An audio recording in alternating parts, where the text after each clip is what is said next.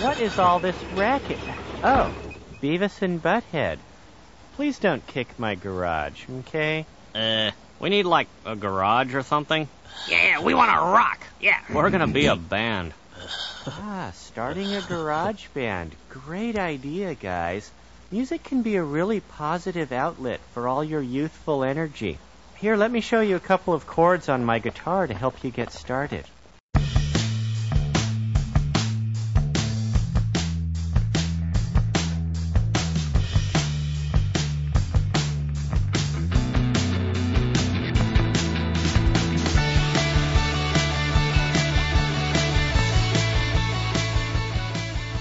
From Buffalo, New York, where the ultimate tool to fight choking on Ted's hot dogs is a glass of Loganberry.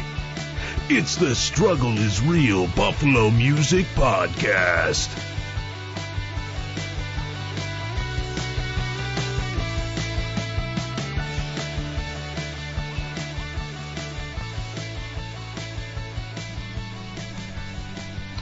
Welcome to the Struggle is Real Buffalo Music Podcast, where we talk about the ups, downs, lefts, rights of the Buffalo music scene. I'm Ryan Gurnett, and Nate, do you know what the difference is between a Big Mac and a blowjob? Oh, you always ruin my punchlines.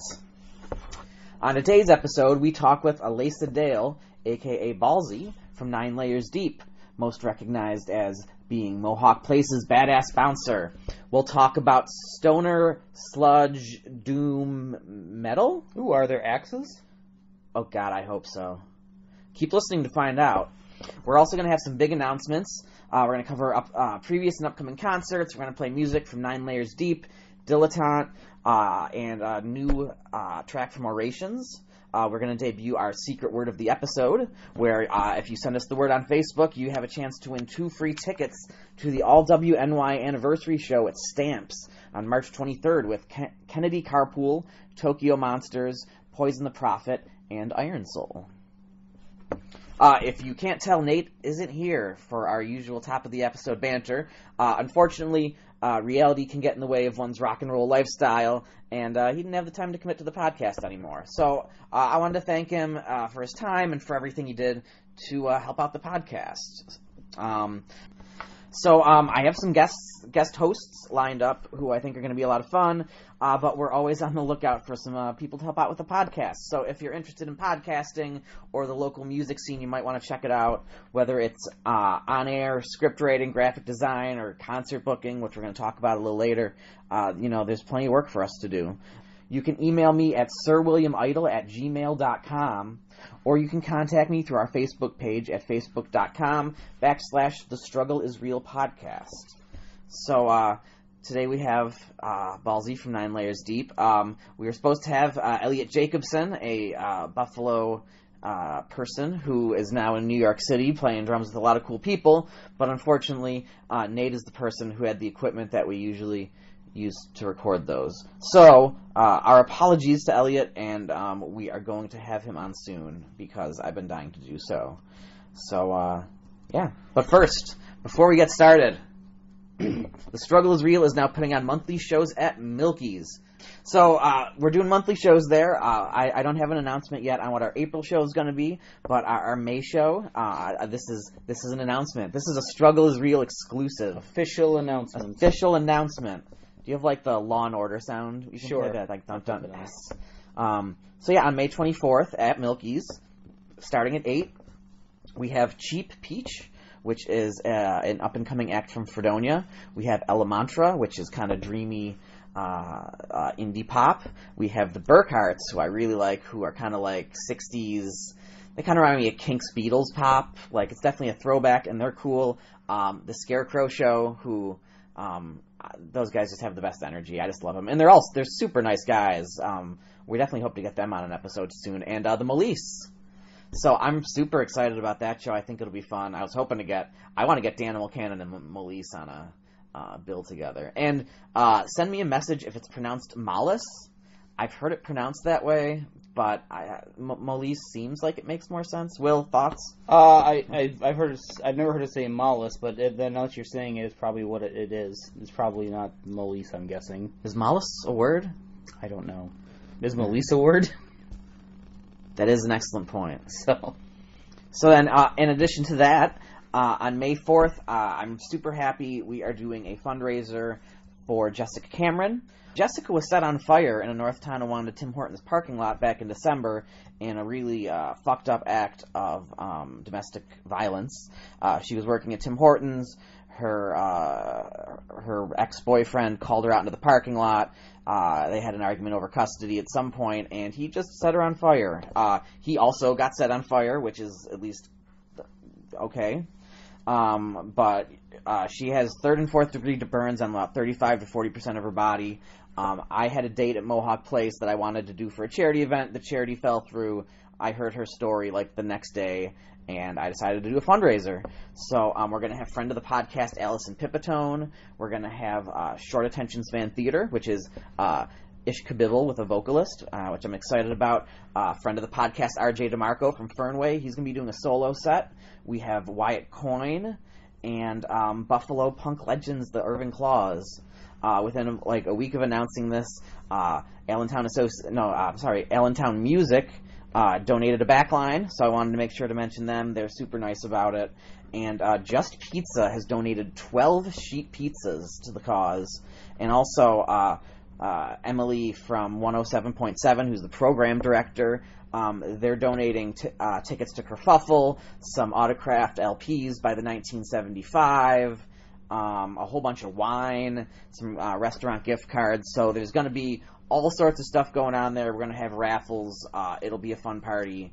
So yeah. And where is this again? That is at Mohawk Place. I believe it's going to be doors at 8, show at 9. You can check the Facebooks. It's called Jammin' for Jessica. So check it out on there. And we'll be covering it a little more as we get closer. Maybe we'll even do some band on the street interviews if I can wrestle Will away from gardening. Right. Check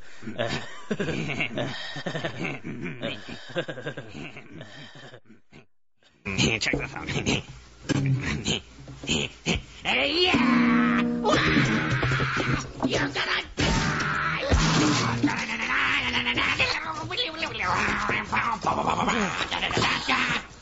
That was cool, Beavis. We're like on our way. Let's talk some previous shows. So on February 23rd, we threw our first Struggle is Real concert at Milky's. We had Danimal Cannon, Nicotine Jones, Stock, Cardboard Homestead, DJ Soyodos, KB, and the Finality Complex. Will, who'd you like? Well, you know, this is my second time seeing Stock. She was really good again. Mm-hmm. I enjoyed, who was the first? That was Nicotine Jones. Nicotine Jones, okay. So yeah, he was great. He was fantastic. I'd love to have him again. Danimal Cannon obviously was good. I mean, he was the most proficient guitar player up there. You know, and I don't play enough video games to really recognize any of the songs that he played. I was kind of hoping for a little more recognition. Oh, no. Even as someone who knows video games, he doesn't do covers, really. Like, all that stuff. His own stuff. Yeah. You know, he's been in a couple, like, higher-selling games, but even still, like, it's not even barely stuff I've played, so. But still, he sounded good. He had a cool setup. The crowd seemed to really like him. Yeah, what I really liked about him was, at least that performance was, when I saw him in Evening Star the first time, and it was cool, but it was also, I was worried about kind of having him, like, in the middle of the show like that, just one guy, and, you know, he's just, you know, he's this pasty bald white guy, and I was a little worried about, you know, just like the stage presence not being there for the crowd, but I think having him floor level, where you can really, really see what he's doing on guitar, and I almost felt like he fed off of it a little better, having the crowd that close to him. Yeah, I think it worked out good for him. So, no, he was, I invited him for our May 24th show. I'm actually kind of bummed. I think him and the Molise together would make for a cool show. So, yeah, you know, I'm actually pretty happy with Milky's. Milky's is kind of my home base now. Like, yeah, it wasn't bad. I've been there for karaoke. I'm going for open mic in a week. Mike Sentman, who works the door, is super nice. Nikki at the bar is great. Mm-hmm. Yeah, I think the bartender I was talking to, I want to say her name was Christine. And she was very nice as well. She made some good drinks for me, so that was fun. Yeah, so check out Milky's. The schedule has stuff going on almost all the time, and like I said, we'll be there once a month starting in April. Our first one for that will be April 26th, and I will have some information about it on our next episode. So yeah, I pretty much echo everything you said. I thought Nicotine Jones to me feels like the most authentic folk singer that I can remember seeing in a while. Like, that's kind of the vibe I got. It kind of feels like it's coming from the soul. It feels like he's really a student of folk and old country without emulating it so much that it's cheesy. And it's good sing-along, drinking kind of songs. So if you get a chance, check him out. Nicotine Jones, also known as Josiah Franco. He's also playing guitar and dashboard. I keep calling him Dashboard Homestead. It's Cardboard Homestead. Yeah. And then DJ Scioto spun. He was great. I have something I'm going to complain about real quick. We had a hip-hop artist show up. She gave us tracks. She came to perform. She was very nice. Her tracks had all of her vocal on it. So she basically came and lip-sank. I'm just so confused. I just feel like it's like, you probably should have just let me know that ahead of time, because, I play your stuff. Like, I can't even stand a band playing with, like, a backing track. Like I've seen cover bands do it where they'll have, like, drums and guitar in the background so the songs blend well together, or the guys can take a break mid-set and whatever, but, like, doing that as an original artist to me just, I don't know. It rubs me the wrong way. I don't come to see you jump around on stage and fill in some of the words here and there. I come out to see a performance. Right. Do you have any thoughts? No, I mean, I'm not surprised by it. I mean, pretty much anyone who's, even has an inkling about how, the music industry works, I assume it's a lot of backing tracks and a lot of people, who are rappers or singers or whatever that always have a backing track, and it's just... I don't know. I've seen a lot of guys locally, and they all have backing tracks, but it usually doesn't have, right. like, the full vocal. I mean, it's basically, it likes to sound like she lifted it off a record and just brought it in. Like, yeah, I mean, that's basically what she did, and it sounds like it anyway, and, I don't really have any thoughts on that, because, I mean, I probably wouldn't, I probably wouldn't be surprised to hear from a lot more people, and probably I've probably been fooled more times than I'm even aware of. Probably right about that. Yeah. I'll give you and if I can't, figure it out anyway, what am I really losing from it, So, so that was February 23rd. I sat down with our erstwhile intern, Chandler, who I will plug his band Among the Wolves, and we talked about February 24th's BurtFest. Here is what he had to say. And we are here with Chandler to talk about how many years has Greg Burt been having BurtFest? Do we know? Oh, you know Sixth? what? This is like the sixth annual. I'm going to go 6th annual BurtFest. Yeah. So, Ironworks, correct? Yeah, it was at Buffalo Ironworks this year. This is the second year that it's taken place at Ironworks. It happened last year, and they actually hit the 350-person capacity last year. I don't think that happened this year, but the weather was a little sketchy, so yeah. I can understand that. But I thought it was a great show. It's always great to see bands, all Buffalo bands of different genres come together and be able to play a show, and it's something that only gets to happen really once a year at BurtFest, so it's really quite a great event. And but my band Among the Wolves got to play, and I got to see a couple other great bands. I know we watched Dilettante play. They were great. We know them from their release show that happened a couple weeks. Are they a punk band, Dilettante? It's like, we were actually talking about them today. They're like a goth rock almost. Like, okay. It's not metal, and it's not hardcore, but it's not punk music. It's just like heavy music with just harder vocals. That's how I would kind of describe them. But if you want to figure that out for yourself, you can check out their self-titled new release, just the Dilettante new album, which was great. I got to see them, like I said, at the release show about a month ago. They had a great turnout. That was at the Rec Room. But right now we're talking about BurtFest. Yes, well played. So my band Among the Wolves, Dilettante, Overlook from Branches of Tide. I think Maxwell Dolden. He's a solo acoustic artist. He opened up the event. She's flipping Filmhouse. I'm across the room, I can see that she's telling you Filmhouse. Yeah, Filmhouse. Let's talk about Filmhouse. Yeah, Filmhouse was really Dude, sick. Dominic Hannon has one of my favorite voices in Buffalo, and I keep sending him messages with things being like, dude, record a demo. I just want a recording of you, because I was going to nominate him for the LWNY Awards, but I couldn't, because he doesn't have a recording that we can play on the station, and you have to be played on the station. And then I had a local hip hop producer reach out to me, and he's like, I need a male vocalist. Who would you recommend? And Dom was the first guy on my mind. Was like, I don't have anything recorded. They need to do something. I think they're fantastic. Absolutely, they are a great band, and you could even tell from the crowd, like, people were really taken back by his vocals, and they had a nice mix of like originals and then covers as well. Sure. So it was a nice set that really got the crowd like pretty amped up. They actually played right after my band, so I got to see them, and they were super cool. They had a little bit of technical difficulties in the beginning of their set, which kind of pushed things back a little bit, but I thought they were outstanding, and they really played great.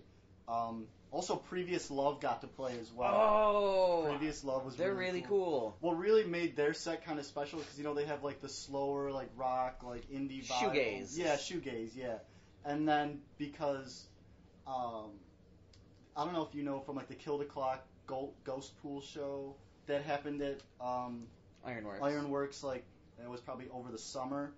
There was a guy who was doing the projector work, and he just had like things going on in the back, and Greg Burt brought him again for BurtFest.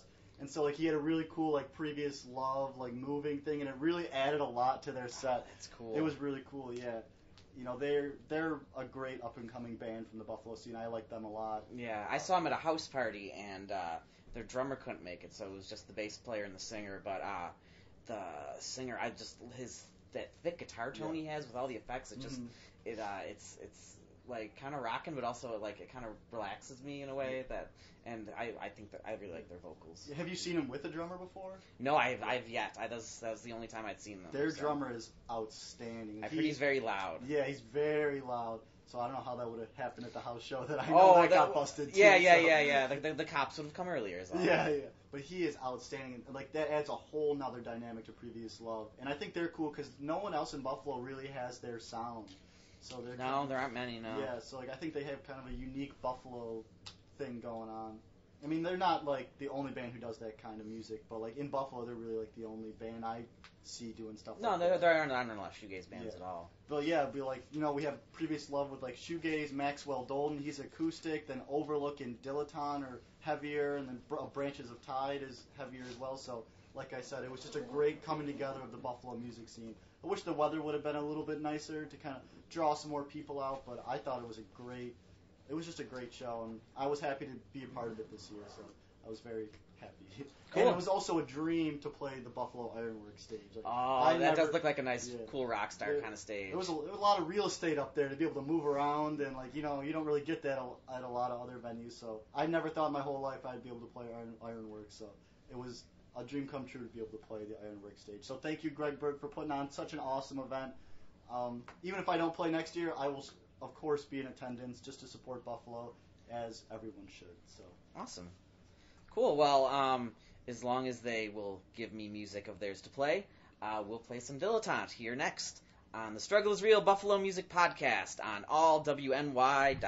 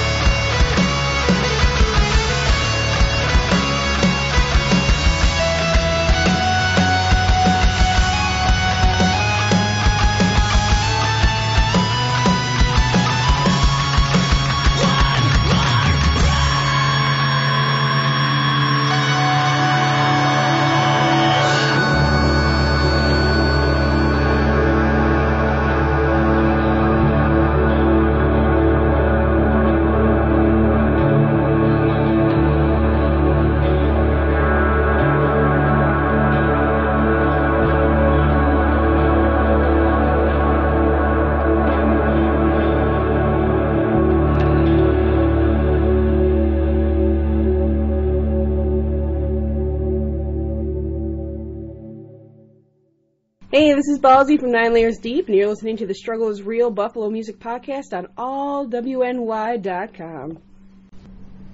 And we are joined by Jimmy and Ballsy from 9 Layers Deep.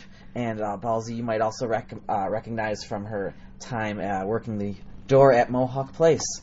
Thanks for coming in, guys. How you doing? Good. Yeah. Awesome. Thanks for being here. Absolutely. Thank you for having us. Thank you. So, 9 Layers Deep is stoner, sludge, doom metal? Yeah. Are there axes? No, we don't axes. actually have axes. We're not like super like tough and brutal like that. We got nothing to prove. You're high. You don't need any weapons. No, right? I don't. You're stoner Yeah, rock. Okay, exactly. cool. Music is our weapon. Yeah. Absolutely. I think this is that Steven Tyler Revolution X video game. Oh, That's a whole topic of another podcast we- right there, that game. We actually mentioned Revolution X a couple episodes ago. That game, I put $20 of quarters in that once trying to beat it, and I got so close, but I couldn't do it. But Oh no. but if I was ever going to buy an arcade unit, I think Revolution X would be the one. Oh, yeah. So, first off, do you guys have any shows coming up? Yeah, actually, in a week we are opening for Clutch and Big Business. Is that, what date's that? That is the 18th. The 18th. Monday, March 18th. Post St. Patrick's Day. Yes. Very sobering day to see sobering bands. And is that Mohawk, did you say? No, that's at the Town Ballroom, actually. Ooh, Yeah. Town Ballroom. Yeah. That's going to be a lot of fun. Have you guys played Town Ballroom before? No. I'd be so excited just to see what, like, it looks so nice back there. Like, I'm pumped to see what the green room situation is. Exactly. Like, I mean, I don't even care if we can just hang out for 15 minutes. Like, if we can just hang out and be like, okay, cool, here's a chair. Like, Not to jump in, but I did play there one time, and their green room is, at least when I was there, and I think it was probably the Sphere at this point. Yeah. It was like nothing. I mean, like it wasn't bad, but it wasn't anything to be like, wow, this is great. Like, I feel like the bands probably hang out on their bus and then come in and play. There's just not much room back there. At least when I was there, it was like one long strip behind the stage, and like a couple closets. You just kind of crushed my dreams a little bit. I'm sorry. There's much better ones than that, but I feel the same way where it's like, wow, the place has got to be great. And it's just like, nah. Nietzsche's has a cool green room there. I don't know if you guys have been there. What's weird is that I've been and played at Nietzsche's like a handful of times and have only recently found out that there was a green room there. Oh yeah, no, I found out at Festivus in December, and I'm just like yes, like I get to use this now. It's like I feel like warm and fuzzy about this. Getting to use a green room anytime is just an unexpected delight because it's like, what? I don't have to talk to people. I can just there's quiet. Yeah, I can just like relax for 2 seconds and not have to like constantly be like talking to and looking at and being looked at by people. You know what I mean? Yes, the worst part about being a musician are the fans, isn't it? No, actually, the worst part I feel is like is probably just having to keep up with like all now, at least with all like the social media stuff. Oh yeah, that's and like it It's a behemoth. kind of takes away from like writing your songs and doing but you've got to do it if you're going to survive. You know? Yeah, no, but like for the podcast like every day. Yeah. And at first it was kind of fun, and now it's just like no, I don't want to do this today. And then also, there's a part of me that's like very conscious of the fact that like people are probably just sick of seeing me post about it. Oh yeah, yeah. It's at some point it's white noise, or like some of those Buffalo music groups where it's just people posting shows. It's the same three of us like over and over and over again. Yeah, like it's not. It's you often wonder who you're actually reaching in that moment. I'm feeling it's like 8 people. Yeah. Yeah. We're already going. So to go back to green rooms, does Mohawk Place have a green room? Aside from, I know it has that tiny little area to the right of the stage. Is there? We do have a green room. It's super special. Super special. It's work in progress right now. So how long has 9 Layers Deep been together? Almost 5 years. It'll be 5 years in June. So now it's like 4.5. And we formed. What, that would be 2014 in my basement. And at the time, I was living at the former Northrop House, which was just a punk house. Yeah. And hole in the wall. Yeah. And I remember, like, our first practice, like, we all got together and we were jamming, and then somebody thought, I had only been living there for, like, a week, and my roommates thought that I had, like, thrown a show without telling them. And it was just practice. Yeah. So that was, like, a cool, like, little confidence boost. That's, like, we sounded like we were at least punk house show ready. Yeah. You know, upon first practice, so I'll take it. So, were you guys friends, or was it, like... well... How'd you meet? Our drummer and I were friends.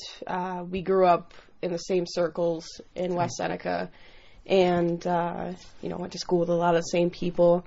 And then he and I we had mutual friends who we jammed with, and then he was like, "Well, I play drums," and he would come over with another friend of mine who would play guitar. Sometimes two would come and play guitar. We'd all play, and he would set up in my living room, and we'd all like jam right out. So we had a history of playing together, and he knew what I meant when I was like, "Can you do Melvin's drums?" Which was like a really like that. In retrospect, like thinking about it, it's like what an insane thing to say to a person. Yeah. And play like Dal Crover. Yeah, but he got it. Like basically, I was just asking for a lot of like ride cymbal and tom basically, and he was able to hold a beat, and we seemed to mesh really well. So when down the road, I'd met Jimmy, and he and I had started hanging out together, and we wanted to. We kind of just wanted to start playing together. We'd play together acoustically. We wanted to do something a little bit heavier, something sludgier. And I really liked Doom and Sludge. He liked a lot of like older hardcore sludge bands. And we just meshed really well together when we played together. And so then I organized it so that all three of us would meet up and jam. And it was a really good jam. So for our listeners who might not be aware, how would you describe sludge? It's like if like, I guess punk and metal and like, I don't know. It's not like in Doom. It's very... A little hardcore in it. Yeah, a little hardcore's in there. It's harsh. Do you guys use drop tunings? Yeah, we're down to C. Oh, wow. Okay. Yeah. So it's so swampy and murky. Would you say? Yeah, would that be a part of it? Yeah, it's very very heavy, very dark, but not always super foreboding. There's like there's even different subgenres of sludge within its own weird subgenre. Yeah, there's like as blackened sludge, which is like we are a melodic sludgecore band now. Yeah, and so we're more of a melodic type of sludge band, I guess. Yeah. Difference between being that and a little more dissonant. Yeah. What is your most recent release? We just put out a single of our song Funeral not too long ago, about 2 or 3 weeks back, I'm not sure. And that is going to be the first single off of our forthcoming album, Sludge Life 1, which comes out on 4/20. Which there will be a party at Mohawk on that day. So if you're not at one of the other 8,000 shows happening that day, feel free to come Sleeping out. Melvin's released albums on 4/20 last year, so don't laugh at us for releasing our album on 4/20. Okay, thank you. Someone has to do it, right? We're standing on the shoulders of giants, really. So we're trying. Where'd you guys record the album? Watchman Studios in Lockport with Doug White. Oh, I've heard. So how'd you like the process? How'd you like the studio? Oh, that's fun. Yeah. Spend a day with Doug's awesome. Start to finish. Yeah. Now, do you guys do the thing where you kind of space it out over time, or do you like get in there for like a week and just like hit it hard? Like, money wise, we space it out. Okay. We do a song or two each session, and just it's done. Right. It's ready to go. Yeah. We started our second album. We got 2 songs recorded for that. So cool. I think with the way digital distribution is going, like it's back in the day, like you wanted like 8 songs to put on your tape. I say dating myself, but like now, like you can just kind of do 2 at a time, and like people are cool with that. So I like it's kind of nice. You can do 2 at a time over the course of a year, and then at the end of the year, release the album, and everyone's like still happy to like support you. Yeah, absolutely. And I feel that like there's often like. I was gonna say there's often, it feels like there's more of a rush now for people to try to get their stuff out and, like, you know, because there's so much competition. It's like you can, like, you're just scrolling through and there's a million different bands you see on Facebook or on Bandcamp.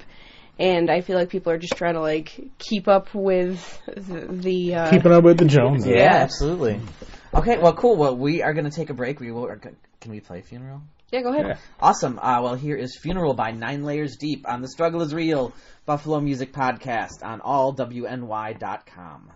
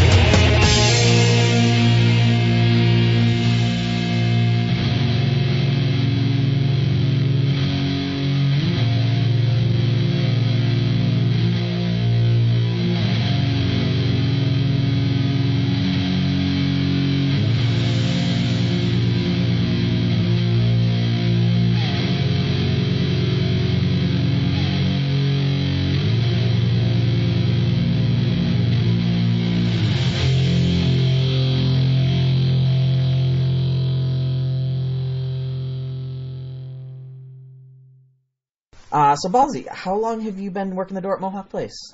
This will be coming up on 4 years really soon, actually. So I'll be entering my senior year of bouncing.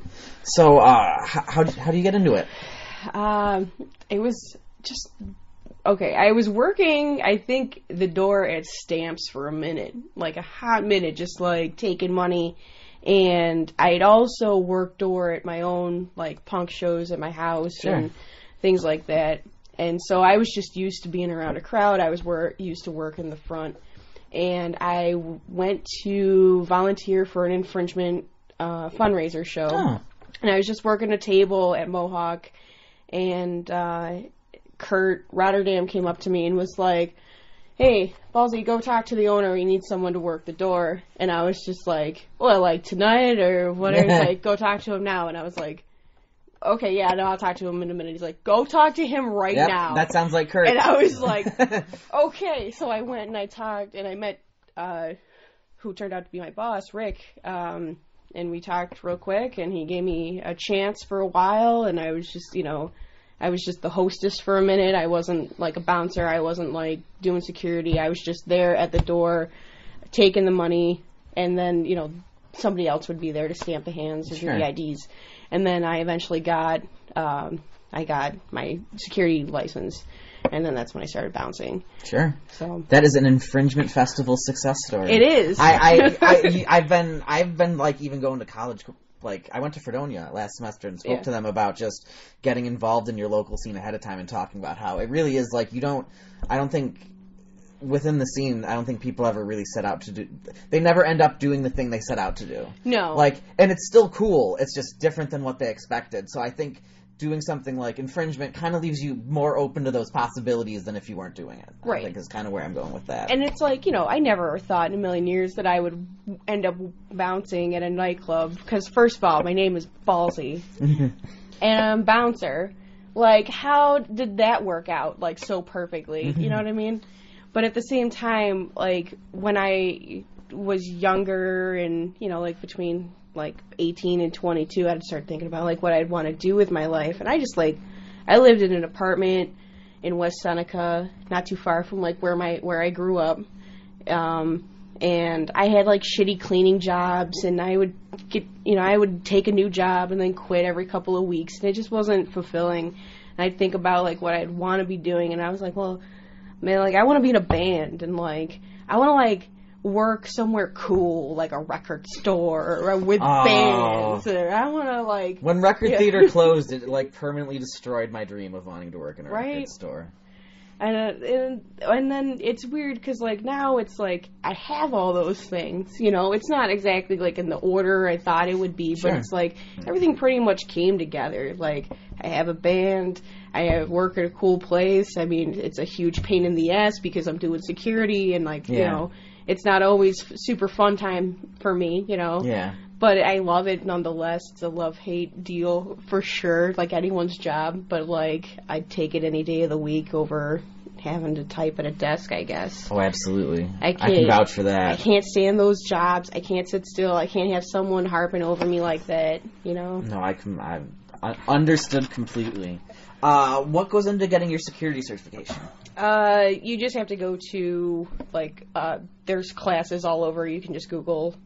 You go to, like, an 8-hour class, and you get your certification that day after the 8 hours. And then, like, you got to, like, file out a couple applications, send them to the state. State sends you your stuff back. Then there's, like, another... X amount of hours you need to complete, but you have like a certain amount of time to complete them in, and then you just roll through that. It costs a little bit of money, but it's not super expensive. Sure. And like security jobs are actually, like they're on the higher end of the pay scale. So Sure, absolutely. No, I was, when I started booking shows and I started talking to people about like certified versus uncertified, like Yeah.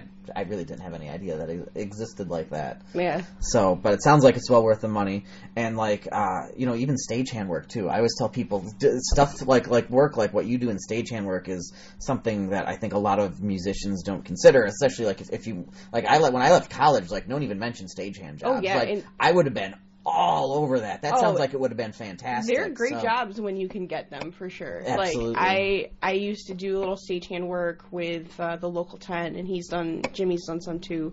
And, they're great when you can get them. But, it's not for everybody. It's like, yeah. It's really physically intensive, and it's like, it's really cool, though, to see production on that level. Yes. Like, because we're used to, like, oh, here's my basement, fucking go hook your line 6 up over there and, like, scream through a PA that doesn't work. Good luck. And then, like, at the end of the night, you're like, here's $25 from the people I could shake down. Have a good night. Or, it's a little bit, or, like... Or you can be a stagehand, you can work Beyonce. Right, exactly. And then, you see, 3 cases of makeup being rolled down for the Rolling Stones, and you're like, oh my god. I saw 5 wheelchairs be escorted to the Rolling Stones stage before their set was over. I feel like Keith Richards is so decrepit that at least 3 of them were for him. For sure. And at least one of those makeup tables was just so he didn't look like a corpse anymore. That show was crazy. It was just like, all these people came for the Rolling Stones. And then the Rolling Stones, didn't pay the stagehands for, 2 months. I heard about that. Yeah. You see it. Bueno. Yeah. So, as the bouncer of Mohawk Place, what is the one thing I could do to piss you off the most? Oh, well, first of all, just being an asshole, like, a rude person upon entering is, like, is gonna get you on my radar.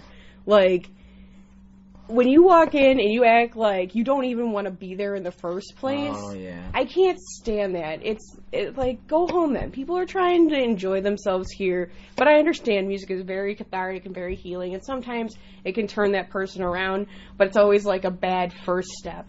The biggest thing after that is just being rude to my staff, being rude to the performers, and to the other people enjoying the show. Like, if you're bothering people, that's a big thing for me. Yeah. Like, if just exist within these parameters of these people here. It's not just your show because you have the night off. It's not your experience. It's everyone's shared collective experience. Yeah. But those are 2 big things. But I would say the biggest thing is just not listening. And being a jerk. Like, don't jump off the stage. I gotta immediately throw you out. Don't jump on the stage in general. Don't hand me a fake ID when I've known you for 4 years. I believe I mentioned that story on the podcast back in September. Yeah. Not naming names. No, No. Another thing would be like, like crowd writing. I'll probably just pull you down and be like, hey, don't do that. I don't ever really like to be a jerk to people. I try to keep calm as best I can. I feel like I've been doing a better job now that I'm a little older as opposed to when I was younger. I was a little bit more like... We mellow as we get old. Yeah.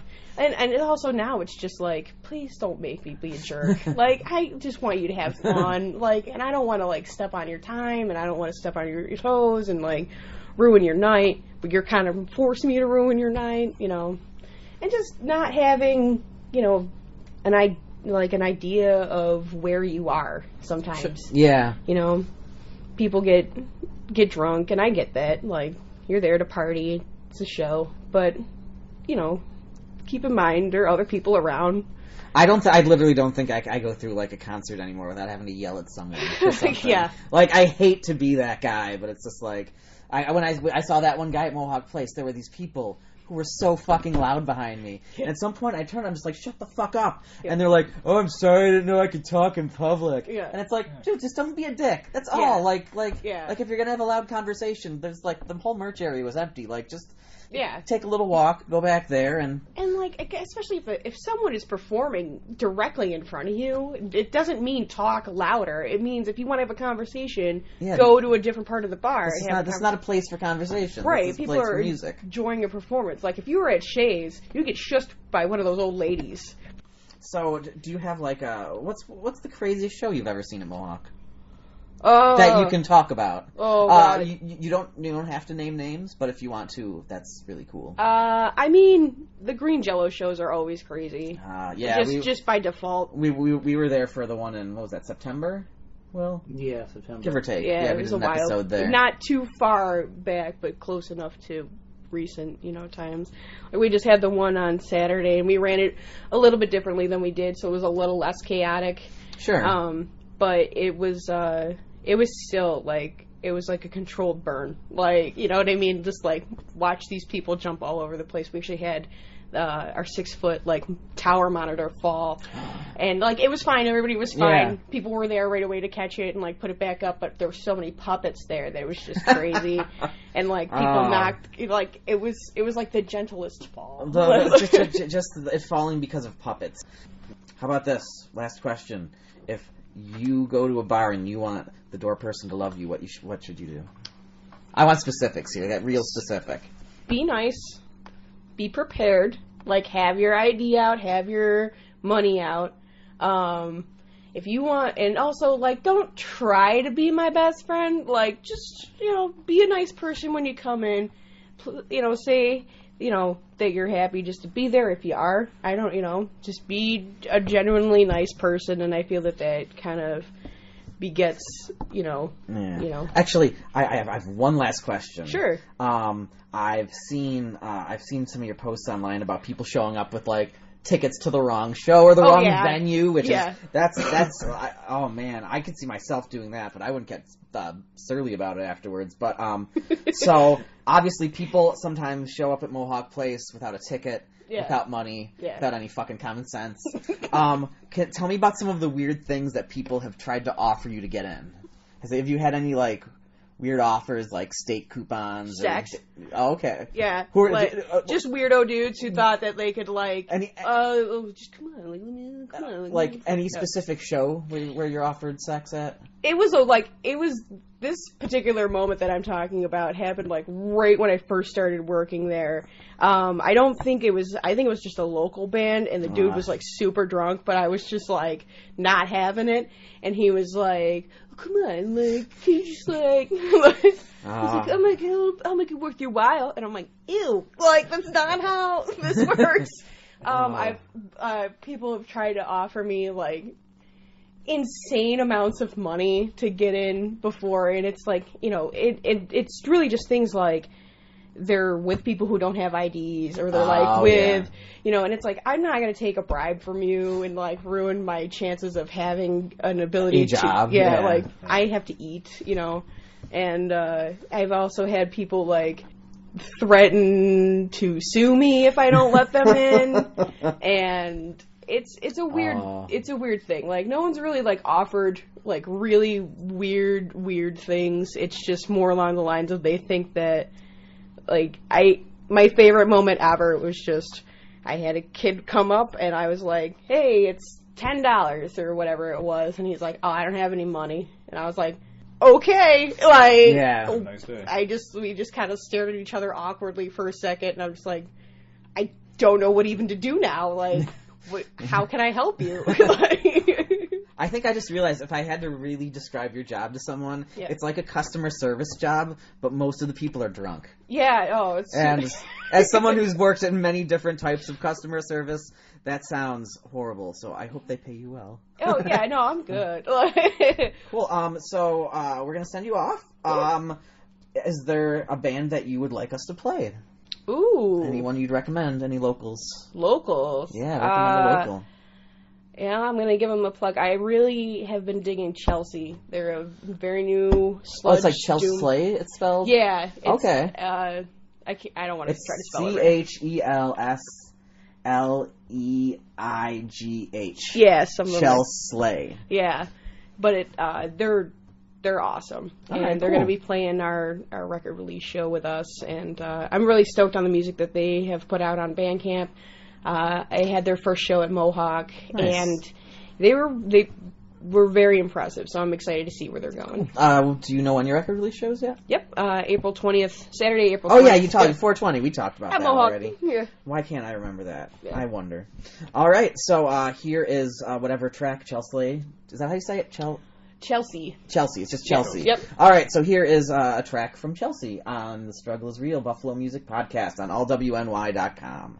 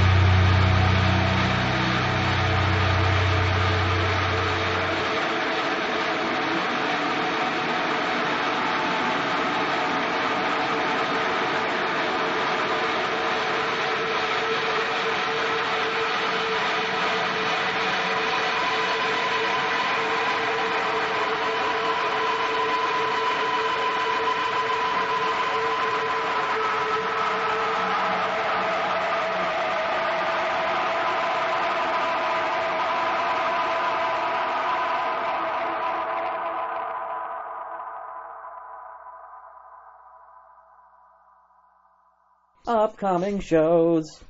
All right. We've talked about this before, and I'm just going to keep plugging it like crazy because that always works, right? That's what people want, is just to plug it shamelessly over and over and over again. Right. People want to constantly know about your event all hours of the day. Will, I'm going to miss all this helpful information from you. I bet. All right. On March 22nd at Mohawk Place, it is an infringement festival fundraiser. It is the Scarecrow Show. It is Passed Out, The Baby Machines, Shannon Vanderland, Grace Stumberg, Disraeli, and Kelly Vellucci. This show's going to be so cool. The Scarecrow Show is, in my opinion, the most charismatic, energetic band in Buffalo. Passed Out is my personal favorite Buffalo band. Shannon Vanderland's my favorite local voice to listen to. Kelly Vellucci's a great rapper. If you're not familiar with Disraeli, he's going to be doing a set of like a 20-minute set of ambient electronic music. I'm not super familiar with the Baby Machines. I've heard of a lot of Jess Collins' other projects, and they're all real good, so I'm going to assume the Baby Machines are great. And Grace Stumberg has, like, opened for Joan Baez. Like, she's toured with her. Like, she's one of her go-to people for that. So I was actually a little surprised that she responded so quickly and easily for that to play our show. So it's going to be really fun. It's only $5 to get in. It is, if it's something I'm doing, it's probably doors at 8, show at 9. So come hang out. We still have a ton of infringement merch. If you're okay with pink and blue pastels, we've got some awesome looking hoodies and T-shirts. And I can tell you, the hoodies bought locally, and I wish I could remember the name of the band, are super comfy. So it's all worth coming and hanging. And come say hi. I'll be hanging out. And then on March 23rd at Stamps, the All WNY Anniversary Show. Where we all depressingly admit that we have been involved with All WNY for another year. We will slowly poison Scott Leffler a little more than we have previous, and slowly enough he will just fall into zombie, and then I guess Joe Kent takes over the station then. That went a little dark there. Okay, Sure. I wasn't planning that, but then he eventually dies, and then Joe Kent takes it over, and then the same thing happens, and then I guess I'm next, and so I'll be dead probably within 2 or 3 anniversary shows. Well, who kills you? Oh man, Nick. Oh my God, Nick. Nick's not going to be subtle about it either. Like, I'm going to be sneaky. I'm going to be sneaky trying to kill Joe, but like, oh my God, I'll see him coming a mile away. Well, at least make it a little more fun. No, definitely Nick. Anyway, so like I said, it's at Stamps. Kennedy Carpool is playing. Tokyo Monsters. I'm a big fan of their kind of a progressive indie emo kind of band that reminds me of Coheed and Cambria. Poison the Prophet, which features friend of the podcast Cam, also from Night and Light, and Iron Soul are playing. And folks, we're going to give away a set of 2 free tickets. All you need to do is jump on our Facebook page at facebook.com, The Struggle Is Real Podcast, and send us the secret word. It's I will murder Scott Leffler. If you want to send that in all caps, we can do that. And then I'm going to later make a birthday card out of all of your responses and let Scott know, the end's coming. So just be on that. So we're hoping to give away more tickets to local shows. So this is going to be the first one. So please take part in it and tell me how much you want to murder Scott Leffler. Then, on March 29, we have the Orations release show. Jess Collins, also from the Baby Machines, sings for Orations. It's kind of like a cool indie rock group. She reminds me, you've seen her. She kind of reminds me of Florence Welch from Florence and the Machine. She's kind of got that operatic, vibrato-y kind of voice. Yes, she's very good. Yeah, she's excellent.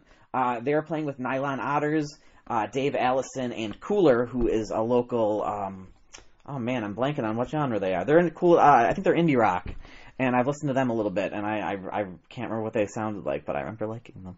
Nice. All right, and then Will, do you have something going on? Yeah, on April 5th at Nietzsche's, my band The Leones is going to be playing with the Tins, the Demos, and a solo artist named Leda. Leda was a 5-piece band. I just talked to them recently, and they told me they weren't doing shows for a while. Well, maybe it's somebody from. If it is, that would be their vocalist, Safi Riffberg. Okay. Who is, she played one of my Rude Boy shows. She's excellent. That's what I'm guessing then, because we're really not sure. I actually hadn't heard of them until just we got on the show.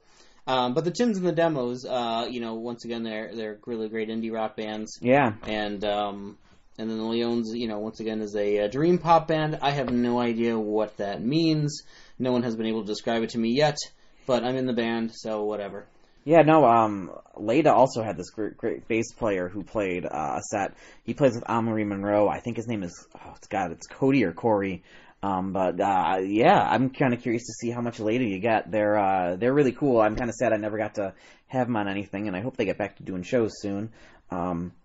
FYI, they're also playing at the Tins and the Demos are also playing the 12th on March 18th. Yeah, they're also playing in Rochester, I think, at the Bug Jar, maybe the night before, so I think they're kind of on like a little, quick, let's get rid of, a lot of shows in one area kind of thing. Yeah, doing a little regional tour. The Tins weave captivating harmonic anthems into a sonic fabric, laced with threads of 60s psychedelic pop, static-washed folk, and new wave art rock. Together, keyboardist Mike, drummer Dave, guitarist Adam, and bassist Justin draw listeners into a world crackling with brilliant pop exuberance. Now, that was written by USA Today, actually. But still, that describes it better than anything I could say. It's time to stop! No more!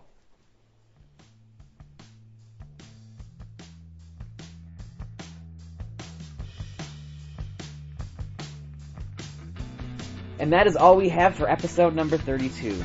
On episode 33, I'll either have a fun guest host and a cool interview, or I will further bunker myself into my parents' basement while this podcast becomes my only means for communication with the outside world. 9 Layers Deep music is available through most streaming sites. You can find them on Twitter and Facebook, and you can check them out live on March 18th with Clutch and Big Business at Town Ballroom and at Mohawk Place for their EP release show on 4/20. Also, check out All WNY at allwny.com or by downloading the All WNY app. There you can find the local music stream and its family of podcasts, including The Skeleton Closet with Carl Winslow, Corey Comments, The Nick and Dan Show, The Think So Karina Show, hosted by Joe Kent and Hootie McBoobs, and our favorite podcast, The Big Picture with Michael Sargent, where you can learn how to take effective band photos, but only of Ted Nugent and Pat Boone. And remember, folks, we're always looking for people who want to help with the Buffalo music scene, jump on the podcast, and just participate. So if you're interested, you can find us on Facebook at The Struggle Is Real Podcast. You can find us on Twitter at SIR Podcast NY, and you can reach out to me personally on Twitter at Sir William Idol, IDOL. That's all for us. Will, have a nice summer. You too. We'll see you at the end of June. Right, just in time for school. All right, being a musician is chaos. Please be kind. See you next time and keep struggling.